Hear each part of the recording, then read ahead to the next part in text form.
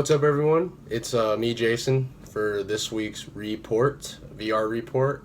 Quick updates on Re60. Nothing yet. I still have a couple T-shirts, mediums, and I think an extra large. If anyone's looking into purchasing them for $15, I've gotten some pretty good feedback about the comfort. So yeah, if you're interested, let me know. Let's just go ahead and jump right into the news. Uh, I've got 5 things to cover for this week. Not many announcements, but it's just news that kind of popped up. So first is that London announced that a VR arcade will be established sometime soon, over the weekend of the 3rd and 4th of June. So that's actually very soon. The CEO of the company that I interned for, he talked briefly in a recent podcast about VR arcades and bringing in that social aspect to VR. If you've read Ready Player One, I talked about that last week's report, just about how they envisioned what collaboration and kind of that feeling of going to the movie theater with your friends back in high school, just kind of bringing that nostalgia back, but with a new medium. I think this will be a perfect test to see if these arcades will be successful. With competition like Amazon, where you could get your HTC Vive in 2 days, it will be interesting to see how operators of the arcades will find their return on investment. It also depends on the pricing, how they're going to set up monetization for these arcades. But if the price is $10 for 1 hour, that's still a lot better than dropping over $1,000 on a computer that can process the current headsets, and to the actual headsets. Even though Oculus and PlayStation VR, they're kind of on the lower spectrum compared to the Vive. The Vive is still $800. That $10 price tag might be more incentivizing for those customers. I'm going to go more into some hardware stuff, both with Apple and Microsoft. So Xbox released Scorpio's tech specifications, really pointing in the direction that they're going to move towards a VR future.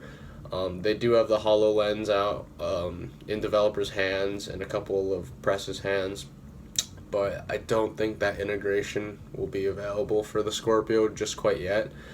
But I think what they're doing is they're going to future-proof it so that it will be integratable for the HoloLens headsets. But with the tech specs, it's killing. They're going to obliterate the performance of PlayStation and PlayStation Pro. So this will help the latency of the headsets, which will be very interesting to see how they will compete with HTC. I'm hoping they go room scale. I'll pull up a picture of the Acer, the headset, to show the cameras, and if they can figure out a way to engineer the cameras to have that room scale, so they don't have to have the detecting lighthouses that the HTC Vive have. They could really take the market in their control. Xbox, just to go more into the video game side of it, Xbox has been losing this console generation with the Xbox One because of bad PR. They had awful PR when it was first announced. They did not make it as much about the gamers as Sony did with the PlayStation 4, but I think with Scorpio they're kind of really want to shorten the gaps between each generation, and I think if they can from the start, if they can really push for that VR MR compatibility, I think it will help them in the long run. Let's see. in relation to that, Apple has hinted that they will have a VR ready Mac Pro. To me, this is awesome news. I have a Mac desktop, and there are no headsets that are compatible with it. The Vive, Oculus, they're all PC based, so it will be interesting to see if they have a headset that's going to be compatible with Macs, because if you have a VR ready Mac but no support from the headset manufacturers, then what's the point of even making it ready? So hopefully they'll have like a product line or at least announced, similar to what Microsoft had with the 10 or the 6 headsets that were announced for Windows. But I'm hoping that announcement. Usually they do their PC announcements in the summer around June. So hopefully we'll see some sort of related VR announcements then. So it's actually the birthday of the HTC Vive and the Oculus Rift, both turning 1. So we've lived through 1 year of consumer VR, and they kind of talk about it in a video, just about how successful it's been. You have to understand that this is still a niche market in technology, and the fact that so many companies, so many brands have really embraced both 360 degrees and VR is incredible just for 1 year. And with this announcement, HTC Vive, they cut their price for 1 day, which was, it's still expensive, it's still $700. And then they also have released the Viveport subscription service. When I first reported on the Viveport subscription, I thought it was going to be like a Netflix kind of thing where you pay the monthly fee and then you could have unlimited access to games. I was wrong. You pay $7 a month and you get 5 games to download, which still isn't a bad deal.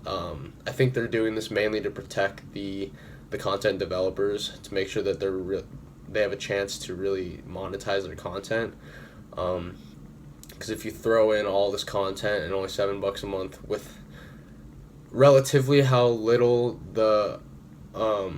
just the amount of HTC users are, it's hard to get that return on investment. So I give kudos to HTC Vive for looking out for their developers. But we'll see how these payment plans kind of change in the next 6 months, after they do do some research on just what content people are looking for. If they're willing to pay maybe $20 a month for all unlimited, that's still a bit on the lower side for some of these really really good deals. Maybe they'll do a yearly plan where it's like $150. But the one thing that I want them to really focus on with this Viveport is quality control. Steam, App Store, PlayStation Store is going to get to that point where there's just such an influx of content coming out and no quality control that it's just a cesspool of subpar games. And I think for VR, subpar is not going to get the consumer adoption that it needs. There should be support for smaller developers, but support isn't assisting to make them better, instead of having them come up with broken games that cause nausea, just some smaller stuff like that. And then my final one was just Upload VR's commentary on Tony Parisi's his keynote that he gave at Silicon Valley VR convention. And the company that I work for, they do a couple webinars with Tony Parisi. My first exposure to Tony was a webinar that I attended in December. He was just talking about Unity, VR game development, and he actually brought up some very interesting points.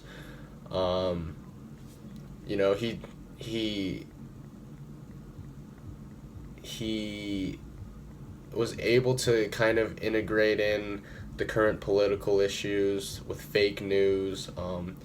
First he started off with the keynote of asking what is reality. Before we ask ourselves how virtual reality can help us, we kind of have to think about what actually is reality.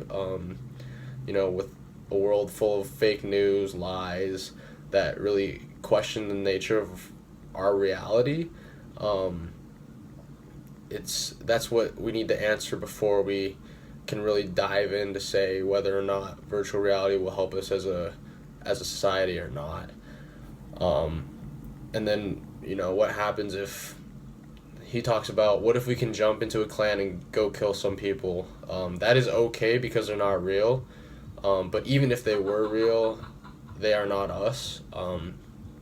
What I thought of that was the Black Mirror episode with the military using augmented reality to mask over civilians in different countries as these monsters in order to, kind of, it's not desensitizing them, but it's almost just protecting them from having to face another person and killing them point blank.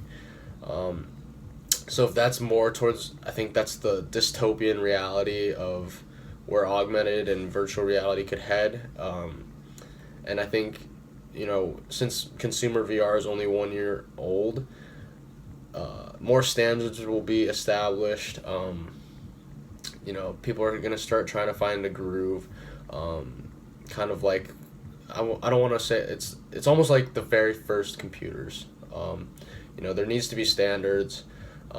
We need to be very cautionary of what we're doing with VR, how we're using it, in order for it to benefit us. But like everything else in this country, it's not an item issue that we have, it's a people issue. So even if we try to maneuver our way around these issues with different people, utilizing the technology for unethical things, there's always going to be a people problem, and sometimes we just can't stop it. But it's up to the brilliant minds in Silicon Valley to figure out solutions for that, and they will. But the future looks good. I think to tie it all out, Tony, he's all in for VR. He took a couple. I think he did research back in the 90s. Took a little break from it, but then once Oculus was acquired by Facebook, he kind of jumped back in, and he really saw the full potential. So, all optimistic from here. So, that's this week's report. I hope you enjoyed the news. I think this news was a little bit different than what I normally do. But yeah, again, Rhe60 shirts are on sale. I've been trying to get more active in Twitter for VR kind of stuff, more conversations. So if you have any questions for me, hit me up on Twitter @Rejuvenation. Have a good weekend.